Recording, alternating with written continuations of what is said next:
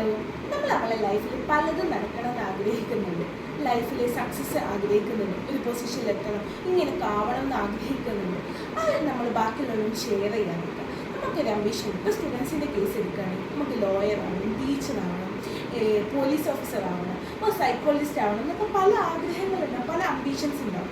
അത് ബാക്കിയുള്ളവരും ഷെയർ ചെയ്യാതിരിക്കുക.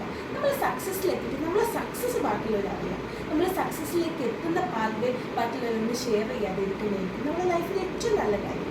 ഇപ്പോൾ ഒരു എക്സാമ്പിൾ എടുക്കുകയാണ്, ചെസ്സ് കളിക്കുന്ന പ്ലേയേഴ്സ് അവരുടെ വാക്കുകളുണ്ട്, സംസാരം കൊണ്ടല്ല ബാക്കിയുള്ളവരെ ഡിഫീറ്റ് ചെയ്യുന്നത്, ഓപ്പോസിറ്റ് ഗെയിമറിനെ പ്ലെയറിനെ ഡിഫീറ്റ് ചെയ്യുന്നത്, അവരുടെ ബുദ്ധി വെച്ചിട്ടാണ് അവർ ഡിഫീറ്റ് ചെയ്യുന്നത്. അതേപോലെ തന്നെ അവർ സംസാരിക്കുന്ന എപ്പോഴാണ് ചെക്ക്മേറ്റ് എന്ന് പറയുന്നത്, അത് സക്സസ്സിലെത്തിയിട്ടാണ് അവർ സംസാരിക്കുന്നത്. അതുപോലെ ആയിരിക്കണം നമ്മളെ ലൈഫിലും. നമ്മൾ സക്സസ് എത്തിയിട്ട് നമ്മൾ ബാക്കിയുള്ളവരറിയാം, നമ്മളെ സക്സസ് ബാക്കിയുള്ളവരറിയാം. ഇപ്പോൾ ഒരു ബിസിനസ് ചെയ്യുകയാണെങ്കിൽ ആ ബിസിനസ് പ്ലാൻ, ബിസിനസ് ഐഡിയ ബാക്കിയുള്ളവരോട് ഷെയർ ചെയ്യാതിരിക്കുക. നമ്മൾ ആ ബിസിനസ് സക്സസ് ആയി ഡെവലപ്പ് ചെയ്തിട്ട് ആ ബിസിനസ് സക്സസ് ബാക്കിയുള്ളവരറിയാം. Thank U.